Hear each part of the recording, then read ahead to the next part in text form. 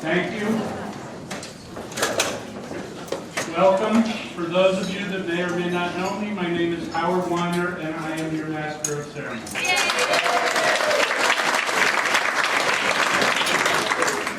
Please remember that this is a fundraiser. We're selling raffle tickets. We have a whole roll here. They're $5 each, or 20 for 20. So we'll be back to that in a few minutes.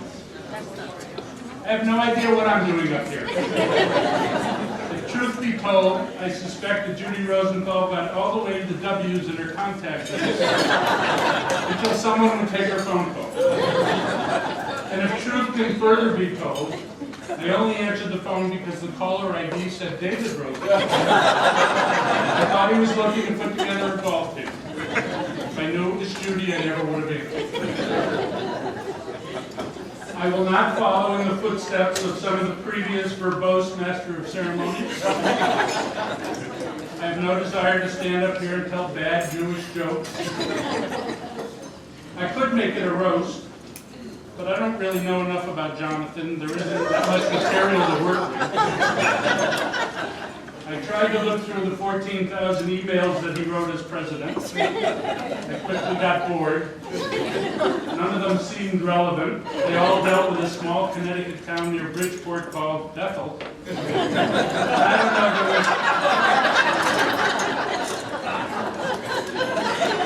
there was some guy, and I don't remember, I think his name was Henry. I don't know. I do like Marci. So here I am, and if everybody behaves, hopefully we'll get out of here early. Let's face it, nobody really wants to be here except the 2 award winners and possibly one of their children.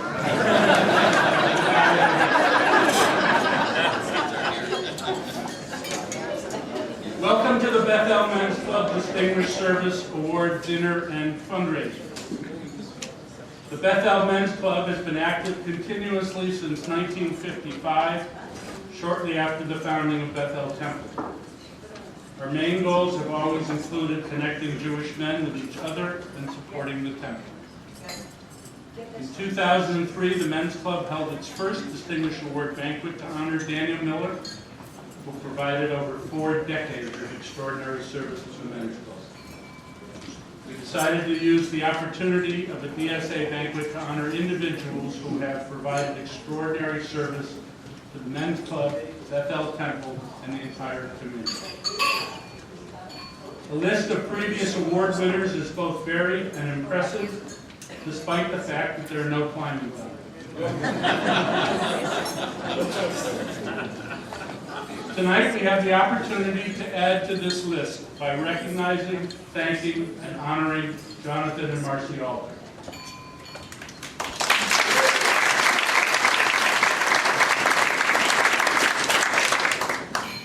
You become the 7th couple that won it as a couple.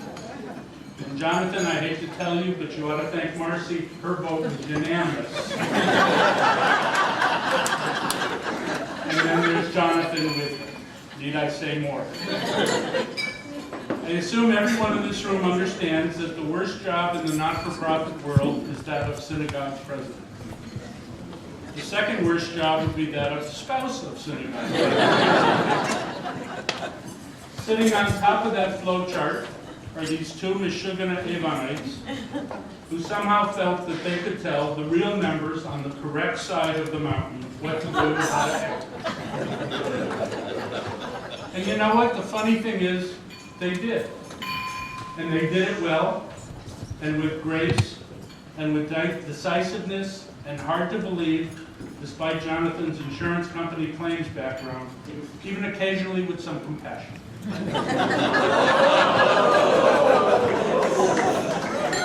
I said some. I assume that's what Marci meant. Hard to believe that she started as an actuarial analyst, but of course we all know that an actuary is nothing more than an accountant without the sense of humor. So maybe we can just deduce that she learned empathy from working with my friend Arnold Greenberg. Or then again, if you know Arnold, probably not. To unofficially start the program.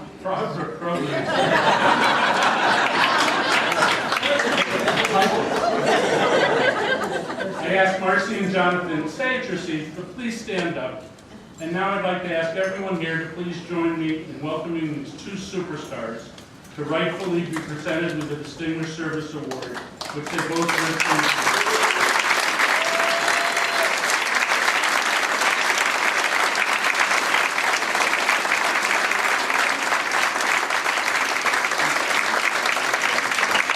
Their unwavering and equally unselfish attention to every Bethel detail places them in a position where we all need to put our hands together and just say, yes, your call.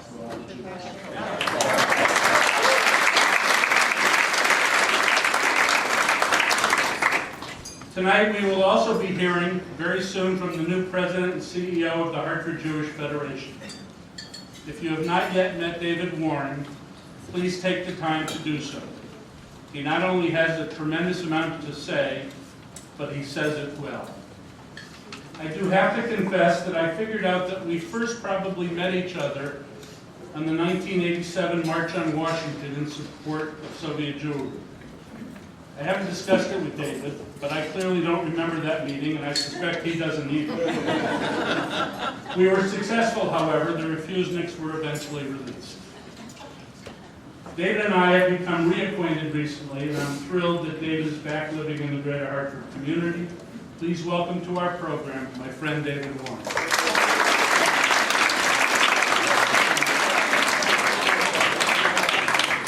That's enough for me. Let's get started with the dinner portion of the program. And for that, I call on previous award winner Jacob Covell to lead us in the Motzi.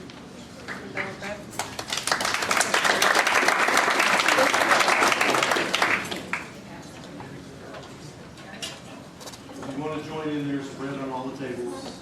Give me flowers.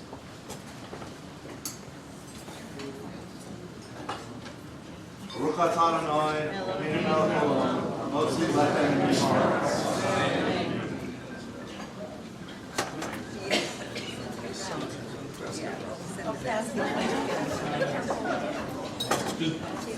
Salad is being served.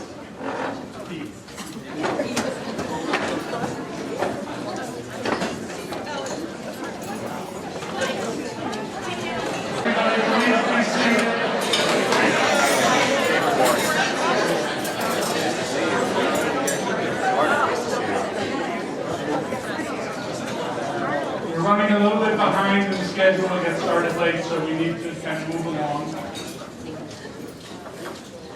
When I go to a party and I introduce Patty, I call her my loving wife. She introduces me as her second husband. It is my pleasure to introduce the second rabbi of Bethel, and you can take that any way you want. Rabbi Rosen.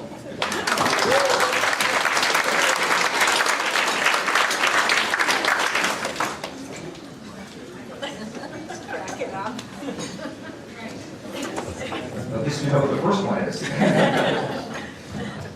I can't begin to compete with the wit and the wisdom of our MC this evening, so I'm not even going to try.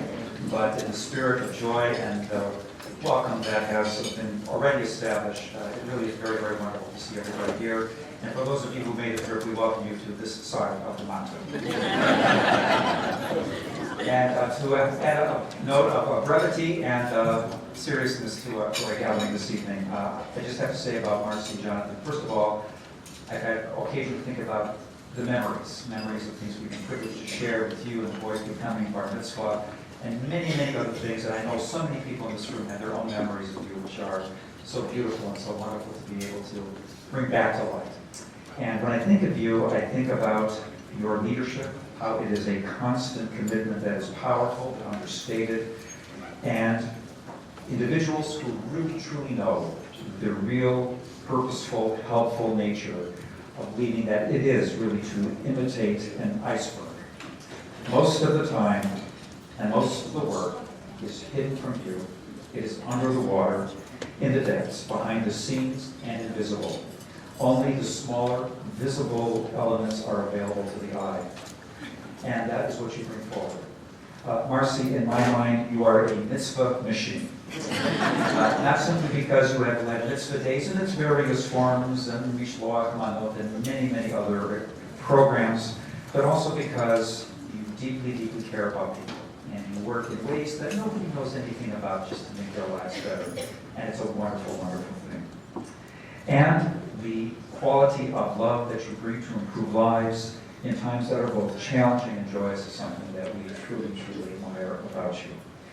You are a kind of moral cement in our midst, and that is something we truly are the beneficiaries of. Jonathan, there is not supposed to be in this world a combination that brings poet and lawyer together. It's like the engineer and the artist. They are supposed to be speaking two totally different languages, with each of them having no ability to understand the other. But you have merged the two in ways that are truly a great joy to us all, great blessing to us all. And most recently, in that, of course, as congregational president. Howard alluded to it in one way, I'm alluding to it in a slightly different way. You have brought technical expertise and attention to detail, but also a listening ear and a poetic sensitivity that served as a reminder to us all the time of what we are here to be in the first place. And the stories, the elements of contribution and lessons you have brought from not only a variety of meetings, but from the Bima and Shabbat learning have enriched us all in magnificent ways. And together, you have brought us wonderful gifts. And I'd like to just close with something that is an observation from writer Anne Lamott, a little bit of poetry, I suppose, who says, laughter is simply carbonated holiness. And you, Jonathan and Marci, have brought us much laughter and joy, but maybe most of all, an effervescence of Jewish holiness that bubbles up within us all, courtesy of your contributions to us. Thank you very much. Mazel tov.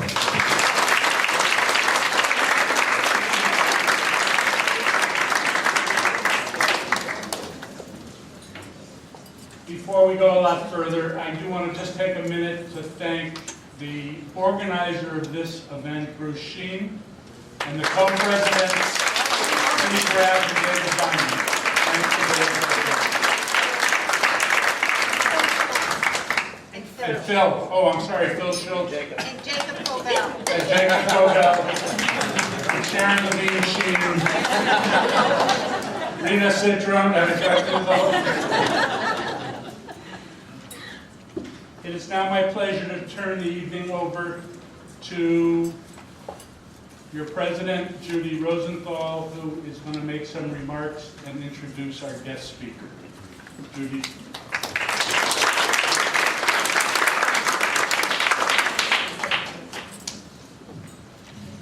Can you hear me?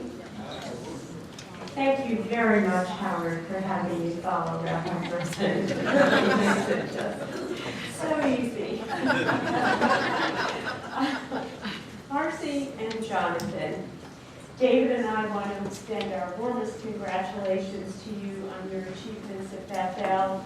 Your honor this evening is beyond well-deserved. One of the best things about being involved at Bethel is that you make new friends, you meet new people. Lucky for me, David and I had that opportunity some years ago when we met Jonathan and Marci at Mitzvah Day, making hundreds of, I say apple pies, David said peach pies, and I dare say when we were done, neither of us ate any of an apple or a peach pie for years to come. We have since shared Shabbats, dinners, break fasts, and so many other fun times together. It's been a great friendship. Jonathan, serving as your vice president for the last 2 years was nothing but amazing for me personally.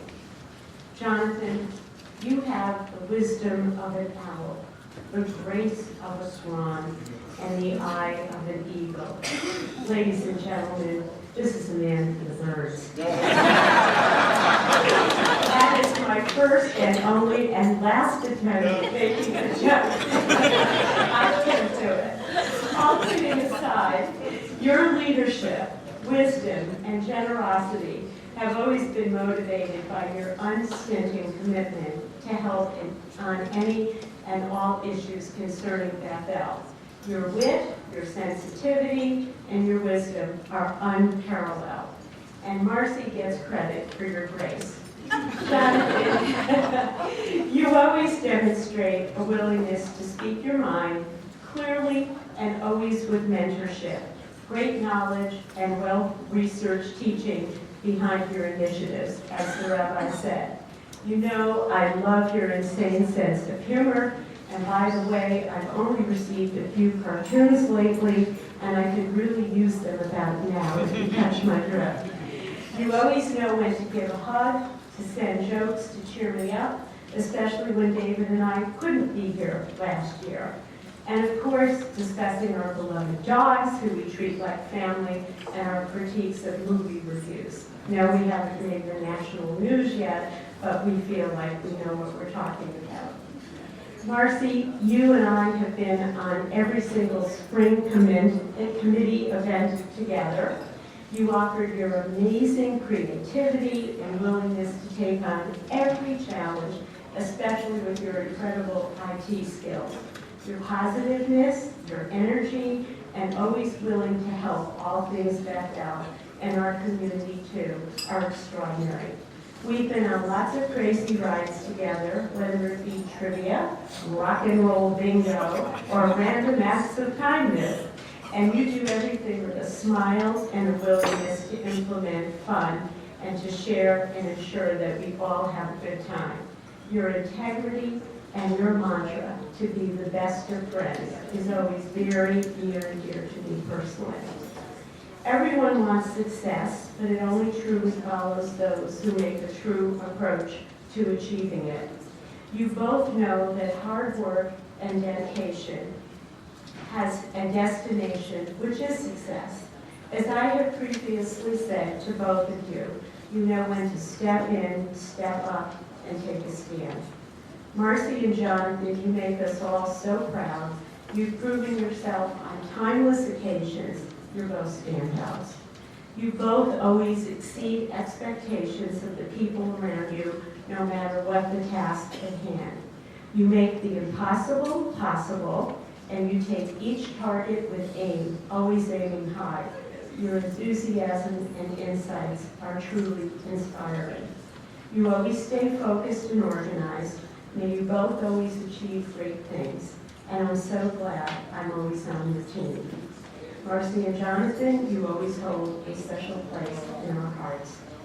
We love you both, Mazel Tov, and I want you to enjoy this special honor tonight. And in the words of Paul Newman, you're both a couple of pistols.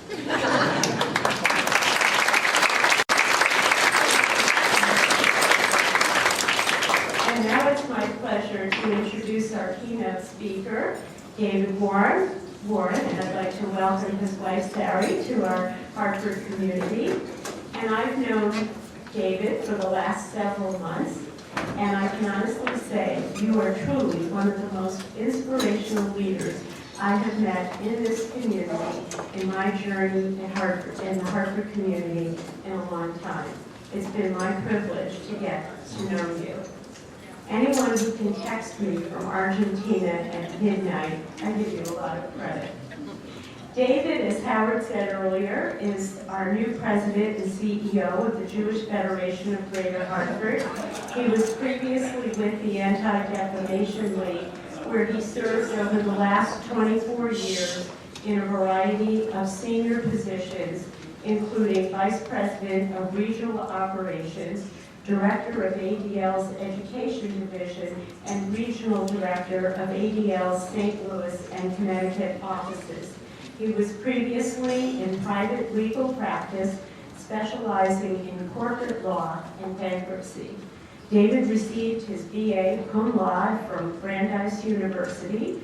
He received his JD with honors from the University of Connecticut School of Law, where he was a member of the Law Review. David also studied at Hebrew University and the Parity Institute of Jewish Studies in Jerusalem. David is the recipient of the ADL's Milton A. Center Award for Professional Excellence.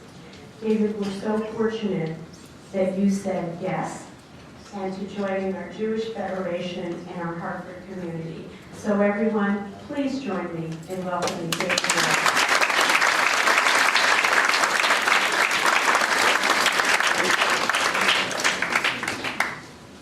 Thank you. Can everyone hear me? So there's a story about a person who comes into a synagogue for the first time, sits down. Howard, I hope you haven't told this joke, right? And sits down next to a member on a Shabbos morning and starts asking him questions about everything. What does this mean? What does that mean? What is the talesim? What does that symbolize? The Torah comes out. What does that mean? The shtender, the altar, all the questions about the service and about the accoutrements of the sanctuary. Comes time for the rabbi's sermon. The rabbi takes off his watch, puts it on the shtender, and the person, the new person comes in, turns to the member and says, "So what does that mean?" He says, "Absolutely nothing."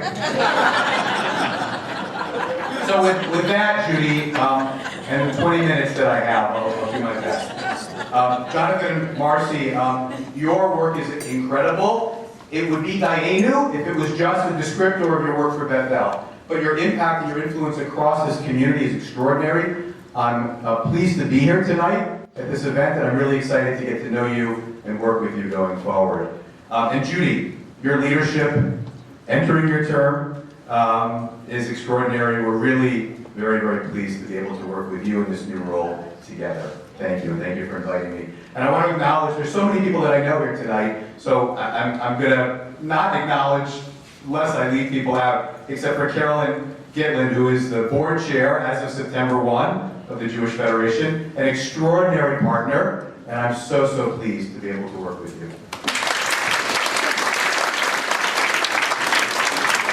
I also want to acknowledge the influence. Am I talking too loud into the mic? Yeah? I'll stand back. Sound check. Okay. I want to acknowledge this synagogue. So I grew up here. I was thinking about it. The pictures that used to be on the walls of like the classes that aren't there anymore. Are they still there? In the other room. All right. So I'm in a number of those pictures.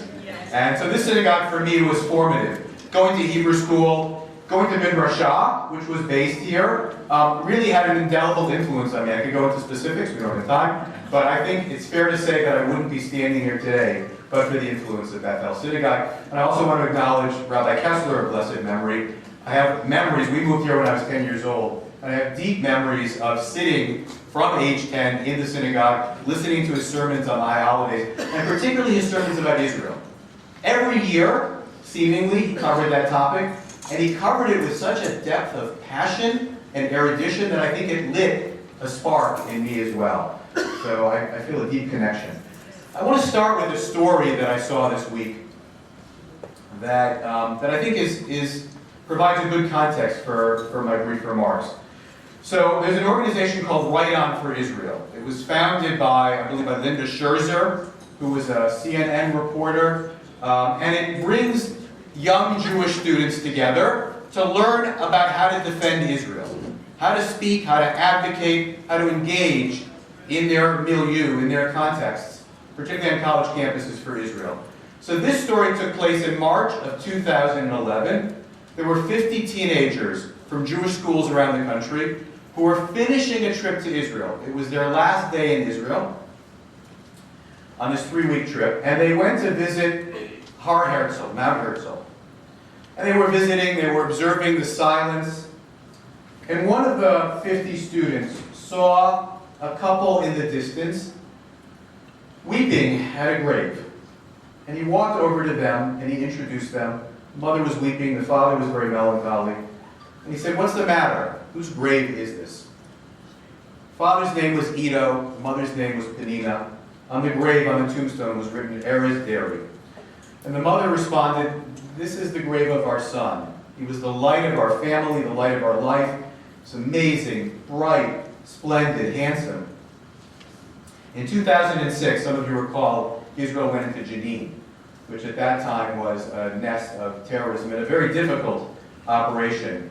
And the Israelis went in the ways that exemplify the highest values of military engagement. In other words, they put their lives on the line. They could have bombed it from a distance. The Israeli soldiers put their lives on the line to go into Jenin and to minimize civilian casualties.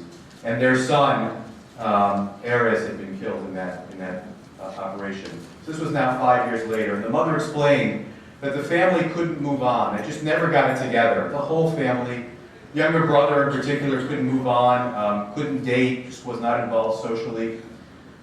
And the mother explained that the night before, as I was typing this yesterday actually, last night I was crying. So I'm going to try not to.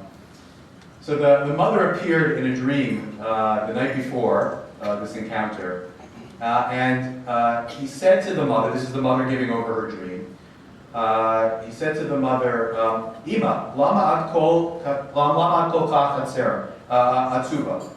Lama ad kol kach atzuba? Why are you so depressed? And the mother said to Erez in the dream, your father and I always dreamed of accompanying you under the chuppah, the wedding canopy, and our dream was shattered. You died at 20 and we're depressed. And Erez tells her in the dream, Jews bring two things under a chuppah. Right? We all know, wedding is one, and the other is when a Sefer Torah is written. And Erez, the mother's telling us over again, Erez says to the mother in her dream, I want you and Dad to sponsor the writing of a Sefer Torah. And you and Dad will dance with it in the streets and into the shul. And it will be as if you are accompanying me into the shul, because every Jew is part of the Torah. She woke up in the morning and told her husband, who replied, what are you talking about? We're a secular family. We're not wealthy. And where do we even go? How do we do this? Where do we go to get the money for a Sefer Torah? What does this mean? How do we do it? So they decided to go visit his grave the next day at Mount Herzl and pray for guidance. And that's when this encounter took place. And the boy tells the couple, wait a moment. He goes back to the group leader and the 50 teenagers. And he says to the rabbi, he says, forgive my ignorance. He says, but how much does it cost to write the Sefer Torah from scratch? And the group leader replied, it doesn't have to be a rabbi. He said, it's about $35,000, $40,000. The young man did the math in his head. He figured that was about $700 per person. He gathered the students together, and he told them the story he just heard. And he asked them, what do you say we do this for them? Without blinking, all of them said yes. Some of them, a little surprising, but some of them actually had $700 in spending money for ice cream and pizza in their pockets and handed it over. And others said, we'll get it, we'll raise it. And so they said yes. And he went back, this young man, to the parents. He brought them over to the group and he said, Erez's Torah is on us. We want to be part of the mitzvah. 6 months later, the group came back with the Sefer Torah that they had sponsored. And they brought out a chuppah to the neighborhood. Everyone came out, the families, this was Ma'alei Adumim. And the siblings, the whole family joined the celebration. And at a feast and dancing, and the chuppah that followed, his mother, Penina Derry, got up and spoke. And she said, I'm a secular person, but I have to tell you, when I saw the Torah being carried to the chuppah, with dancing, music, torches, and all the festivities, it felt like I was holding my son and bringing him to the chuppah. 2 months later, his younger brother got engaged to build his own family. So that story speaks to who we are as a people at our best. It's a story of interconnectedness. It's a story of relational Judaism. It's a story of inspired teenagers imbued with a sense of Klal Yisrael, one Jew responsible for the other. It's a story of what's truly important in life. So I want to share a few observations, wisdom, not 9 weeks into the job. So one, and this is not epiphanous, I think, for many of you in the audience, and it's not for me, but I've seen it in profound ways. Federation in this community has been and is deeply relevant. So the history of this federation goes back to 1945. It was the successor to other organizations, but it was formally founded in 1945. In 1948, right, so Holocaust refugees, the state of Israel fighting a war of independence, this community raised, in today's dollars, it's 1.3 million, in today's dollars, over $14 million to cover those extraordinary expenses. And that was at a time that this community was not a wealthy community. $14 million. And of course we know this community, like other federations in 1967 and 1973, when Israel faced existential challenges, this federation was there. financial resource, which was very meaningful at the time, as well as political muscle and engagement with the broader community, and solidarity with the state of Israel. We talked about our trip to Israel, which Bob Fishman had reminded me about when I was in law school, which was extraordinary. This community stood with hundreds of thousands of Jews to demand religious freedom for Soviet Jews. There's a deep and storied history, but that history is not just history. It's relevant today. We stand on the shoulders of that history. But today, again, we know it. We'll hear more about it in Manny in 2 days. I hope I will see many of you there. This federation is engaged in profound ways in meeting the needs. Literally, we talk about it as a little bit of a cliche, feeding the hungry, clothing the naked, housing those without shelter. But the federation is doing it. Jewish Family Services, who many of you are involved with, is our biggest recipient and receives over $250,000 from Federation to fund vital programs. And so many other organizations across this community and across the globe. Carolyn and I and Dana and others were in Argentina, and we saw the impact of our philanthropy, again, in profound ways, in ways that only Federation could muster. Not just this Federation, federations, us joining with 144 federations across the country. Jewish education, vital. Hebrew schools, we talked about earlier, the day schools, is a major recipient, and Federation funding is key. And for me, my entree back into this community was actually speaking at the vigil after the Tree of Life shooting. And that also demonstrated the relevance of Federation as the lead voice in this community. And related to that, of course, is security, which I'll talk about. And finally, going back to this story and others, stimulating and deepening Jewish journeys. With all of the challenges we have, it's a critical role to engage all of us in a deeper engagement with our Judaism and with our community. This is a community of incredible volunteerism, including so many in this room are honorees. Carolyn, Judy, and so many here tonight. This very men's club did a little bit of homework, in addition to what you sent me, Howard. And this men's club received the Quality Club Award, right, from the Federation of Jewish Men's Clubs, which says a lot. Hundreds of men's clubs around the country. This men's club was recognized. I'm in the process of reading Ron Wolfson's book, Relational Judaism. Has Ron ever been to this community? Yes. Yeah. So it's a must-read, I would argue. So I'll just read a couple of quotes from Wolfson's book. Wolfson writes, "The goal of Jewish institutions is not self-preservation. It is to engage Jews with Judaism. It is not gaining more members. It is gaining more Jews. It is not gaining more members. It is gaining more Jews. It's about people, not programs. It's about deep relationships, not fee-for-service transactions." He goes on to write, "Did we engage each person in significant relationship with Jews and Judaism through their participation in the organization? Did we deepen their commitment to the values of our institution? Did we create new leaders willing to engage peers and others in the community?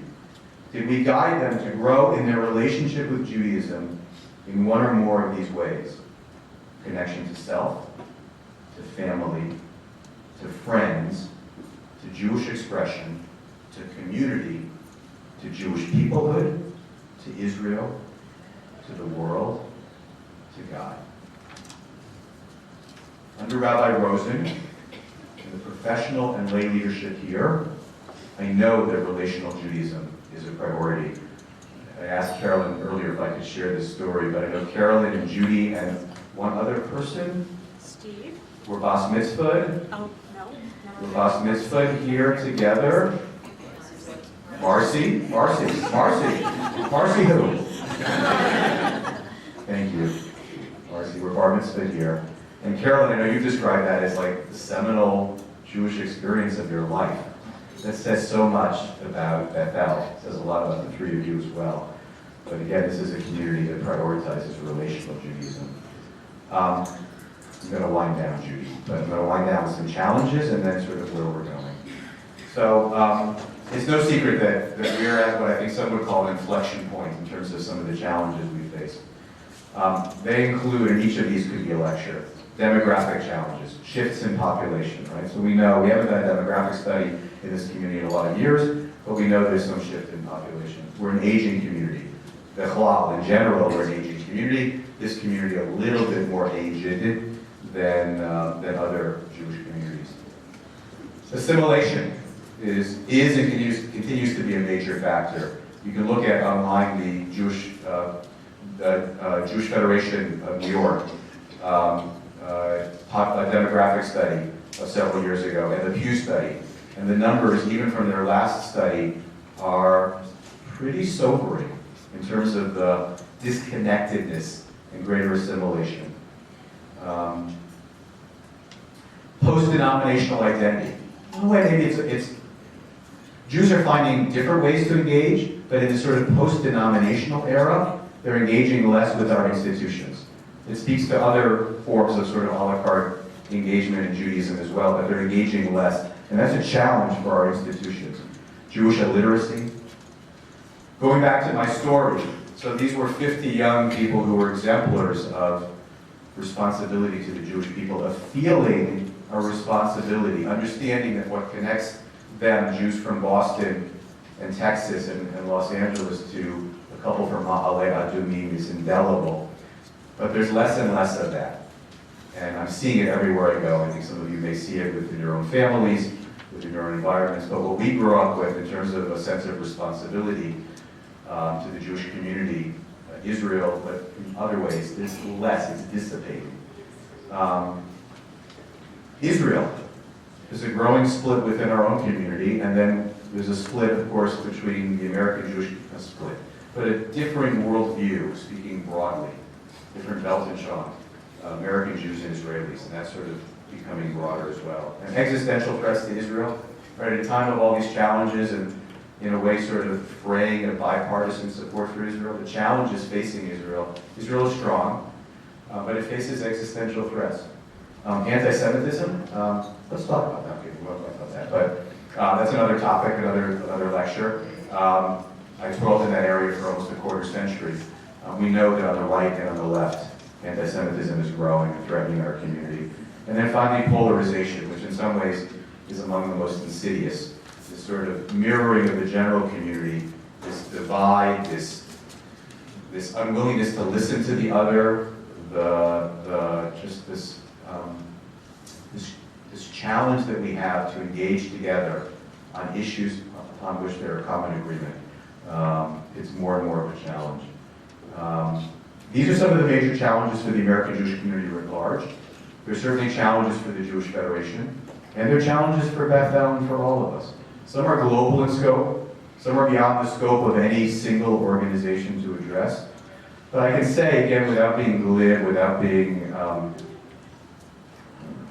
cliched or hyperbolic, that Carolyn and I and the board of the Federation are committed within our Dalet Amos, within our sphere of influence, to thinking about big solutions. We want to look at these issues, particularly as they impact our community, through a lens of what's possible, rather than a poverty of resources. And that speaks in terms of the education sector. The numbers are not great. I saw the latest numbers, we haven't released them yet, but and I believe this is accurate in terms of the span. 10 years ago, there were roughly 2,000 students in Hebrew schools, and again, if the numbers, if my memory is correct, it's now 800. Now, there are other signs of strength, JT Connect, EBYO, a number of different ways in which kids are engaging, but by some of the traditional ways, it's really a challenge. Senior care, again, we're an aging population. Security, Carolyn and I and others spent this past week, 2 days of this week, with JFNA's representative on security, beginning to talk about, not beginning, we will rapidly move to a bill that addresses the security needs of our community, mirroring the work of communities across the country. It's not now a question of whether, it's we have to do it, we have to engage. In a smart way, we have to have open, inclusive communities, but we have to bring the resources to bear to ensure that our institutions are safe. And again, I would say in some ways, maybe the biggest challenge is sort of this polarization and disunity. And here, we should learn lessons from history. we face many challenges. Anti-Semitism going back by some measures to Egypt, right? If we read the Haggadah, certainly for 2,000 years. And our rabbis teach that, yes, we have those external challenges, but in fact, the catalyst or the critical element was our disunity. Right? We just had Tisha B'Av back in August, and of course, we know that the cause, as our rabbis teach us, the cause for the destruction of the temples was sinas chinam, was causeless hatred. Jews fighting each other, causeless for no reason. The antidote, our rabbis teach us avas chinam, causeless love. But this disunity has been a catalyst for tragedy. And part of the antidote to that, we can talk about grand solutions, part of the antidote to that, in still small voices but speaking loudly, are those 50 students. Is that young man who went over, engaged, and made an incredible difference in the lives of that family and that community. And again, without being, grandiloquent, but really it's what this men's club does. It's what this federation does. It's what both of you have done, unifying diverse members of this community here at Bethel and beyond the community, engaging in social action, both within the Jewish community, but more broadly. Rabbi Hillel, not for myself, will be for me. If I'm only for myself, what am I? I know that this men's club walks that talk and lives by it. And it's what Federation aspires to do every day. So again, to bring it back to the work of Marci and Jonathan, I'm so impressed with what you've done, inspired by it, and it's what all of us need to do more of together. So I'm committed, with Carolyn and the leadership of the Federation, to listening. Again, I know many of you, I've had a chance since I've been back to engage, but I'll try to reach out, but please reach out to me. I'm committed to listening, to learning, and ultimately to collaborating with all of you, with this synagogue, and with this community to address these challenges. Thank you.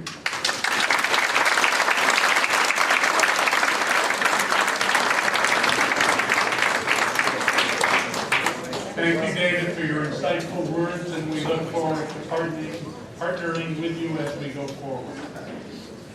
I'd first like to call David Diamond.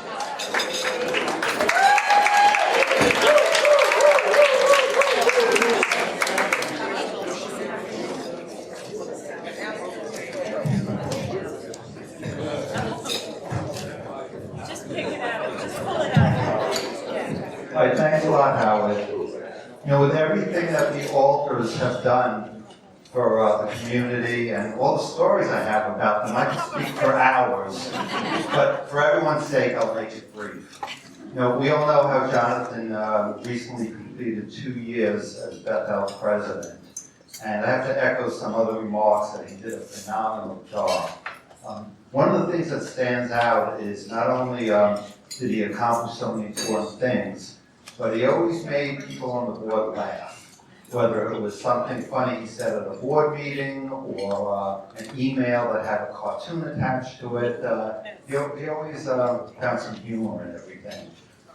Jonathan, besides doing so much for the temple, has not been a stranger to the men's club. He has really been a friend and supporter for many years. A while back, he was one of the speakers at one of our programs. Whenever any of us needed anything, Jonathan was always there. Whether we needed, some advice from him, he'd be very happy to meet with any of us. He would, attend our annual dinner meetings and always offer some good advice for us. And then last but not least, he was the MC for our last 4 or 5 DSA banquets. In fact, when we chose the altars to be honored, we wanted him to be the MC. Who knows him better than himself?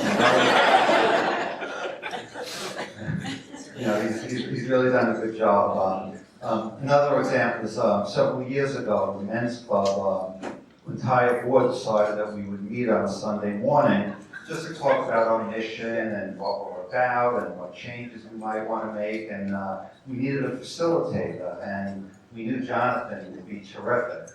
So he facilitated the meeting and did a really great job. But you fast forward 5 years, and we're still trying to figure out who we're about, but we know fault of Jonathan. And Marci, what hasn't she done? I mean, she is someone that if you ask her to do something, she says yes. And I know from personal experience, about 10 years ago, we were planning the first Tour de Shoes benefit bike ride, and I called up Marci and said, how would you like to be on the committee? And she said, I'd love to help, but there was a condition. I go, what? She said that she would help, but she wanted to be able to ride on that day. She didn't want to do any work on the day of the ride.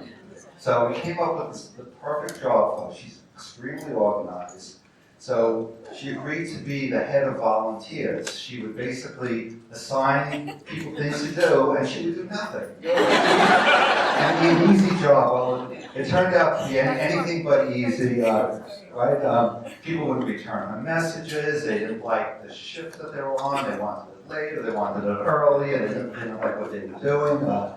Afterwards, Marci said, you know, I'll help out again, but don't make me the head of volunteers. So less than a year later, I called Marci and says, hey, would you like to be the head of volunteers for the next Tour de Shoes? She said, sure. And this time was even a more aggravating experience for her. And she said, all right, this time I mean it. I will never do this again. So a year later, I call her up and say, hey, Marci, it's Dave. Click, she hangs up. But, you know, along the lines of Marci being very organized, a lot of you know that she organizes this bicycling weekend every year for a group of us to go to Vermont. And there's 7 couples who go, all of them are Beth members, and all of them are here today. And Marci does such a great job in coordinating everything. We work with this company that basically sets up the rides for you. They set you up in a hotel, they provide meals. And you always have 2 people that are there with you, one riding with you and one driving the van to help out as needed. And, you know, Marci is like a celebrity with this company. It's like whenever anyone calls for anything, they go, oh, you're part of the Marci group, you know? When you call the hotel and say we want to confirm a reservation, say, oh, you're part of the Marci group. We go to a restaurant, you have reservations for 14. Oh, it's the Marci group. When you check into the hotel, it's the Marci group. And it's, she's so passionate about it, and she works with all of us and our schedules and what we want, and she really makes it happen. But both Marci and Jonathan, again, talking about bike riding, there's always stories to tell about them. Marci does not like hills. For Marci, hill is a 4-letter word.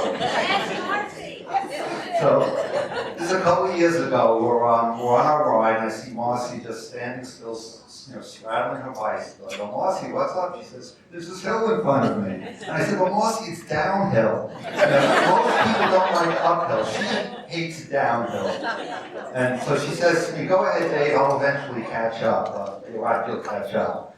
So I go downhill 30, 35 miles an hour, but as everyone knows, what goes down must come up. And before I know it, I'm struggling to go up this long hill 5 miles an hour. And all of a sudden, Marci passes me. She does. But she's on the van with her head out the window laughing at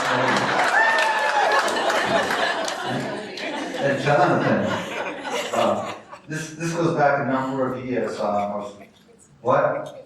This goes back a number of years. A few of us are riding locally in the Farmington Valley. Jeff Factor was with us. And, so we usually ride, and midway through the ride, Jonathan starts complaining that he's in pain.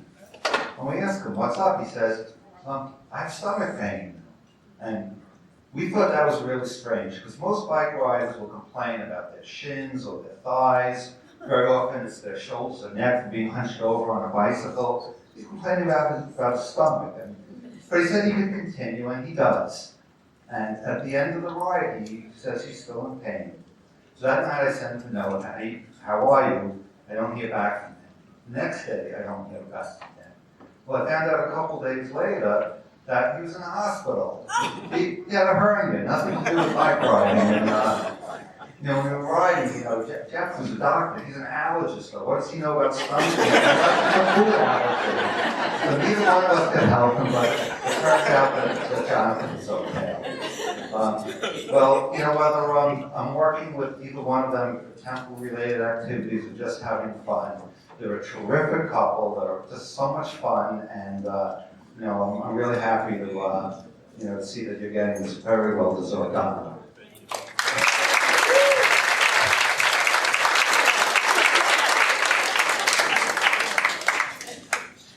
Thank you, David.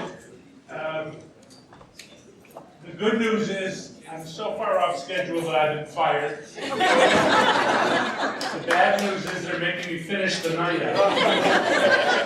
I don't know if we can have the servers serve dessert and coffee while we continue talking. Yeah. Yes. So whoever hears me do it.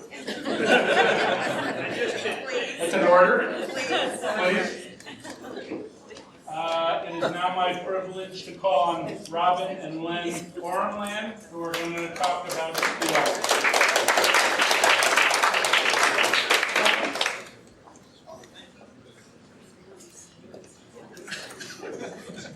How you all doing? Excellent. I'm gonna let my wife speak first. She's the eloquent one.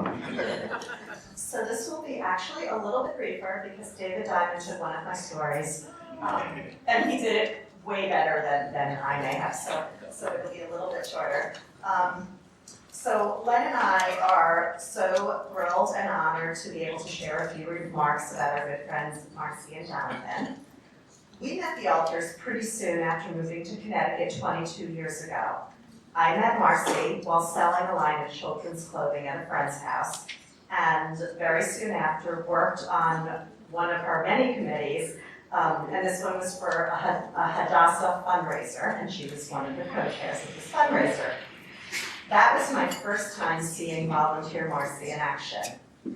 I believe our local Hadassah chapter broke all fundraising records that year, and the evening was completely smooth, seamless, and so successful. And it looked so easy and so great that the following year I decided to co-chair the same event. And the first thing I did was invite Marci to be on my committee. And she, of course, graciously accepted, as she always does. She would never say no. So using the solicitation list from the year before, I assigned each of my committee members a number of local businesses to go do the solicitation for the silent auction. And I did this 9 months ahead of time, which I will get to later, is so unlike anything that I ever do. But 9 months ahead of time, I gave out my list. And the next day, I get a call from Marci. She contacted each of the businesses that I gave her, was able to obtain auction items for all of them, and was ready to drop off all her paperwork at my house. That's Marci. So Marci was just like a breath of fresh air to me. She's willing to do whatever's asked and is always available to lend a hand for anything. That was over 20 years ago, and it still holds true to this day.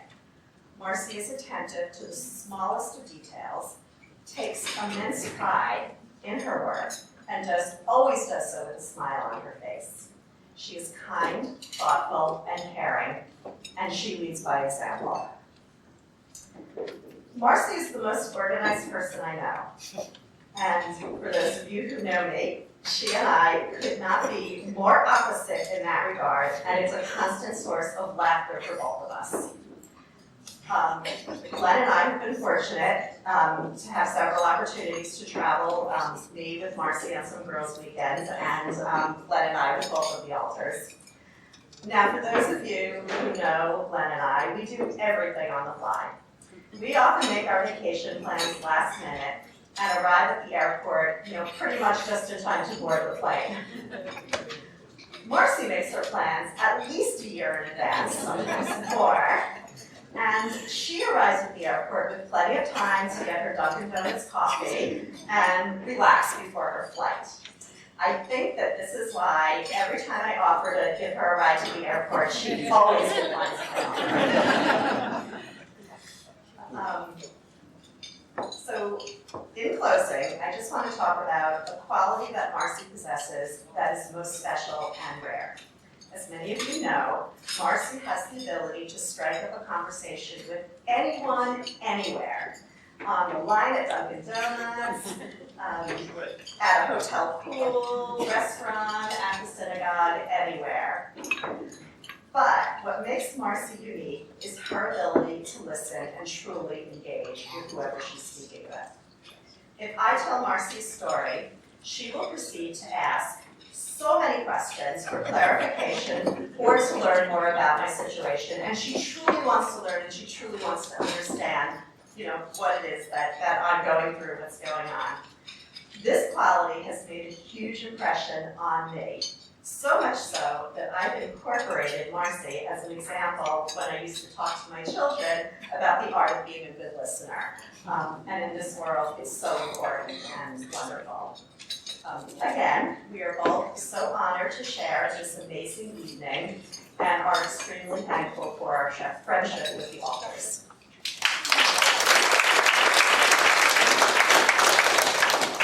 My wife is a tough act to follow. Sorry about that. All right. I have to admit, before I came up here, I was sort of given the gag order, because Marci and I definitely have a love, hate relationship. So I just have to convey one thing. We went to Chicago a few years ago. She knew I was going to tell this story. And Robin's right, we are seat of the pants kind of people, for better or for worse, just how we roll.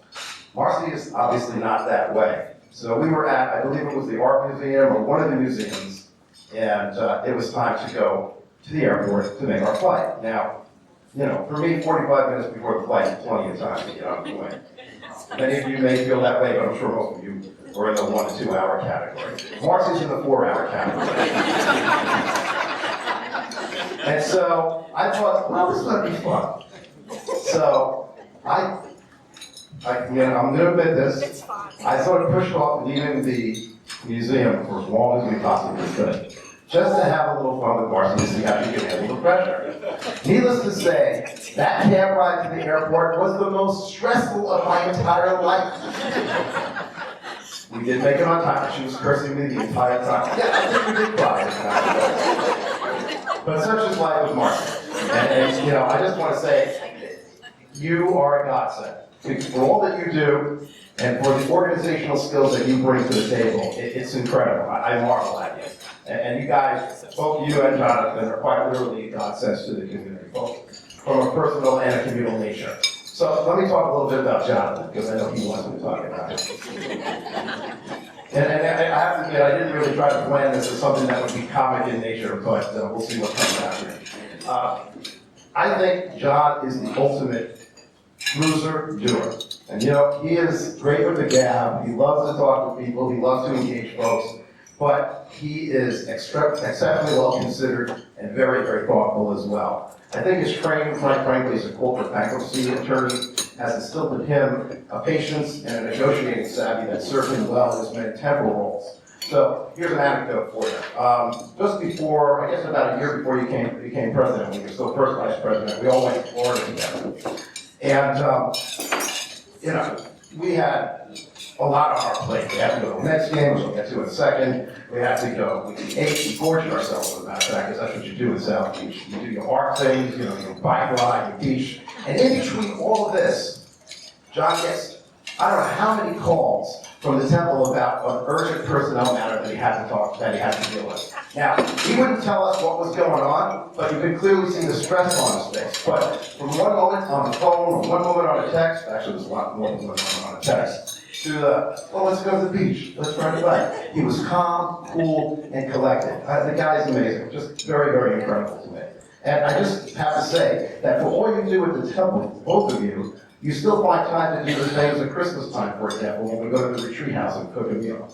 And I mean, that just impressed the hell out of me, to be quite honest with you. Because that was a big deal for us to do. For them, okay, it's another step, another day. So, on a personal note, Jonathan, I just want to say that you are very definitely my brother from another mother. No doubt about it. We're both very, very, and this is where the patience quotient comes in as well. We are, Jonathan and I, and David as well, are long-suffering, Met fans. And to us, someday, some way, somehow, it's going to happen for you. That sucks. People in the room. We're the ultimate crowd. But from that to our mutual taste in Broadway and music, to the love of our dogs. And John will tell you, he loves his little Teddy. There's no doubt about it. Our biking enthusiasm. But I have to say, the two of you, this whole Peloton thing, I'm not getting it. We'll talk about that later. And most importantly, Jonathan, we share that silly Borscht Belt sense of humor, which I think, is marvelous because there are very few of us left around. On the last point, though, I think that I want to make one other point, and that's that I consider ourselves all pretty caring parents. And watching you guys and your boys, which you almost never talk about, is amazing to me. So folks, if you're really looking for a testament about the kind of people that Jonathan and Marci are, take a look no further than your two marvelous boys. I mean, quite honestly, Jordan, of course, was a competitive and accomplished team swimmer in high school before he decided to go to medical school. And then there's what we like to call Zach, aka DJ Alter, who was very, very entrepreneurial, a leader in his school, and now he is doing consulting work for McKinsey. Just really good stewards for the future in terms of what you want to see in your community. So I got a lot of nachos here. I feel really good about this whole situation and just honoring you because you guys are tireless and it's very, very impressive to me. And you show yourself as an example for the entire community. So in conclusion, I'd just like to say, and proud to call you guys really close friends, bravo, and congratulations.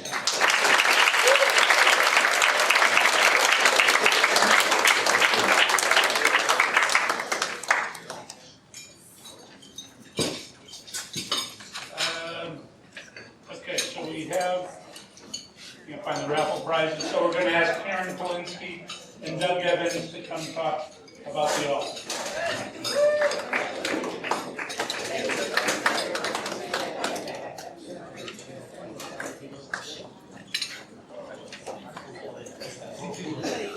Michael, you're next.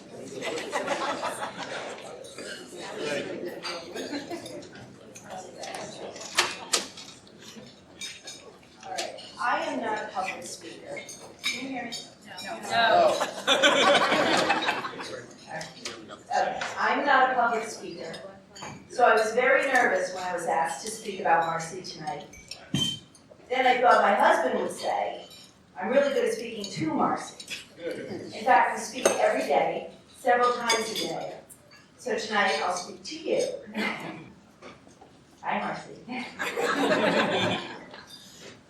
You make me smile. I love starting my day talking to you. We go over our schedule, we make a list. Marci likes lists. We offer advice on each other's children, solving their problems, knowing none of them will ever hear any of it. And I especially love that we help each other plan for holiday gatherings with enthusiasm and, of course, great detail. One of my favorite things about you is that you put in 100% effort into everything you do. Everything, always. No matter how small the task. Whether you're volunteering at the temple, JCC, or NICU, or helping Arnold, by the way, thank you for my cancer, training Teddy, or finishing your Sudoku, you are focused and disciplined. That's how you roll. You literally weighed out those jelly beans on the tables with Bonnie to make sure that the boxes were the same. And please note, the tags on the boxes are two-sided. I assured her you would all see that. I also love that you're a planner, and everyone else benefits from that. You have standing lunch and dinner dates because you prioritize those friends. You book your annual trips with your friends to Florida, biking through New England, and my favorite, Canyon Ranch, almost a year in advance. We even hashed out some of the details for your Thanksgiving table a month ago, and it's going to be so cute.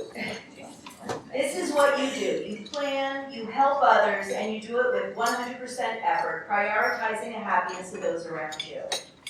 And there's something else I need to point out. You and Jonathan have raised two magnificent sons. I adore Jordan and Zachary, you know that. You've both instilled in them the very same work ethic, And you have to admit, they've even become planners. I mean, how many 22-year-olds get acquainted with their dry cleaner before they started working?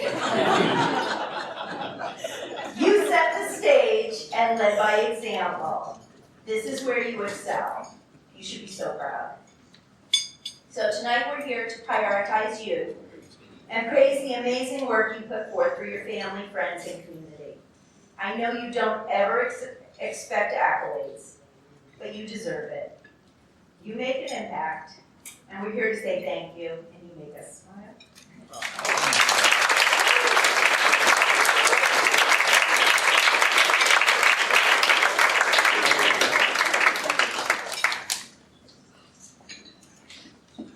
I know what it means to be last, and keep it quick. I've been teasing Jonathan for a few weeks. I said, this is a roast, right? I've known Jonathan for 30 years. We started our law careers together in 1989. We met on the very first day of orientation. Even though he is a Mets fan and a Giants fan, we became instant friends. And I'm proud to say here today that I was witness to one of the most significant, important, and best decisions of Jonathan's life. Now, Jonathan made a one of his good decisions in going to Franklin Marshall College. Very expensive institution, by the way. He made a good decision in going to Brooklyn Law School. He made a good decision in joining the prestigious law firm, Schatz & Schatz, Wittikoff & Kotkin in 1989. He made a good decision when he chose me to be his friend. But those are not the decisions I'm talking about. I'm talking about the decision when one day he came into my office, he closed the door, he says, I have something I want to tell you. He reached into his pocket, a little black box, with a shiny engagement. He said, I'm going to ask you about Marci and Beth. That, Jonathan, was the best decision. And Marci's the best thing to ever happen. Now, of course, as the good friend that I was, I had to ask, do you think she's going to say yes?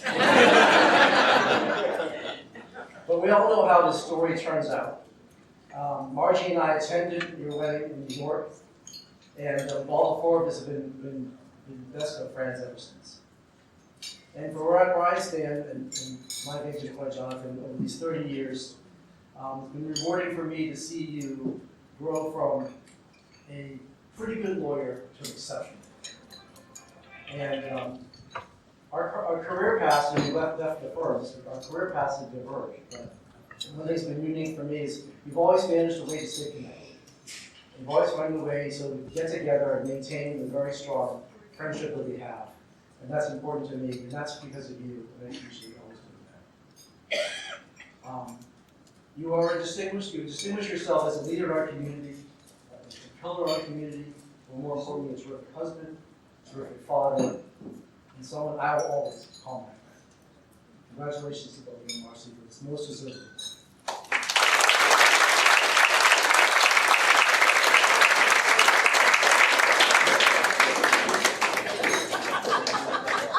Thank you, everybody.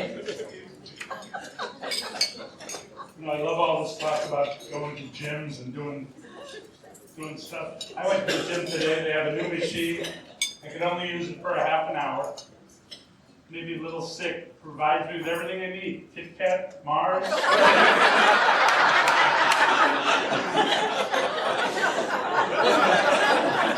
We have two raffle prizes left. Big white gift card for $25. 3597 3597 over to David Diamond and Steve Grab for the award presentation.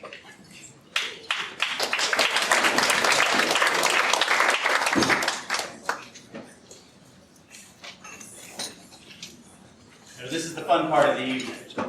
But I need to digress for half a second. David was honest when he said that You almost didn't get the award because we were afraid of not having an MC tonight.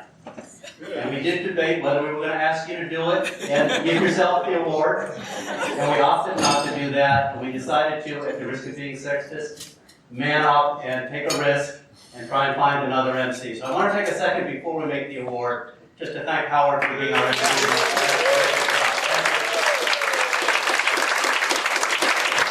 Marci and Jonathan, it gives us a tremendous amount of pleasure to say thank you for everything you've done for the community, for Bethel, your friendship, your work, your support, and to make this award to you.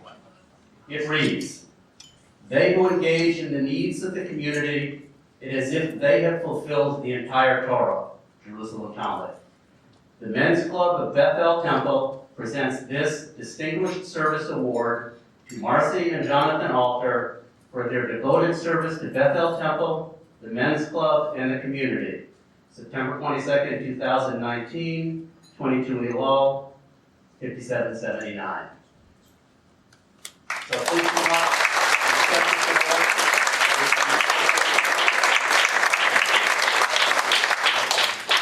Thank you.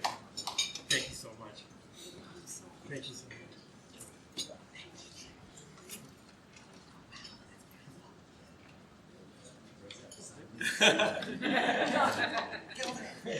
Or we'll take a picture. Okay, hold on. Thank you, everybody. Thank you so much for everyone for coming here. We really, really appreciate it. Hold on. Simcha is the Hebrew word for joy. And it's also the word used for a festive occasion. That's perfect, right? Because simcha is not a private emotion. It means happiness that is shared. It's not something we should experience in solitude. So we are here today, Marci and I, sharing this incredible honor with you. And we are so grateful for your being here and all of your kind words this evening. Of course, what Marci and I did for Bethel was not for awards, and it was not for ceremonies, though this has been a pretty great party. We did it because we wanted to, and because we enjoyed doing it. We enjoyed every moment. Our service to Bethel has allowed us the opportunity to make wonderful friends, and in some small way, contribute with countless other volunteers to create this caring community. Here at Bethel, we are brought together by our collective concerns for justice, acceptance, kindness, and empathy, all of which has such deep and resounding relevance today. And as we know, Judaism is based not just on beliefs. That would be way too easy. It's also based on actions. So we don't get to leave our ideals at the level of lofty aspirations, but instead, we must translate them into deeds we call mitzvot. United as we are by a compelling passion to do good and to be good. So we are all here together, driven by a common goal to make the world just a little bit better place, one mitzvah at a time. And that's what we have tried to do. It's been said, we make a living by what we get, but we make a life by what we give. Recently, I was reading an article in Psychology Today about volunteering. And it was about how volunteering is itself its own reward. The article gave 5 reasons why someone should be of service to their community. You live longer and you're healthier. You establish strong personal relationships. You build business relationships and knowledge that helps your career. You do good for society and you acquire a sense of purpose. Wow, that's a lot of stuff. And they're all good things that come from being of service.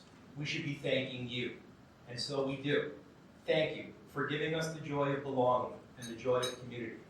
Judaism is joy, and in fact, a religious imperative. At Bethel, we celebrate that.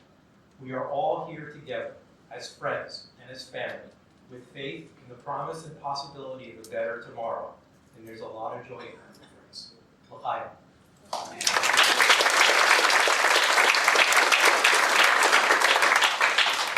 On behalf of Jonathan and me, I wanted to thank everyone who came from near and far to be with us tonight. The response has been incredible, and we are so, so touched, more than we know. Thank you to the contributors to the synagogue and to our endowment. A special thank you to Howard Weiner, our and for giving the congregation congregation a break from listening to Jonathan's old Catskills jokes. Thank you to David Warren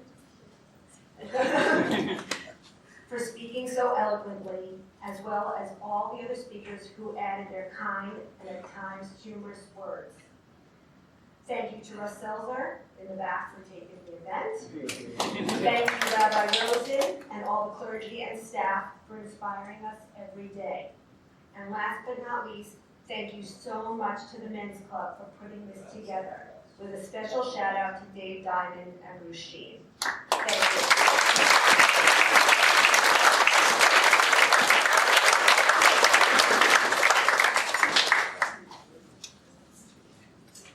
The other day, as I was finalizing my words, Rabbi Sharon Brous of the Jewish Emergent Network Shul in Los Angeles, ICAR, popped up on my computer screen. Ending her speech at the home of the Israeli president, she quoted Rabbi Tarfon saying, "The hour is late and the task is great. I pray that together we build a future that honors where we have been, what we have received, and where together we must go." Hopefully we will be able to follow this distinguished award-winning couple as they take us together where we all must go.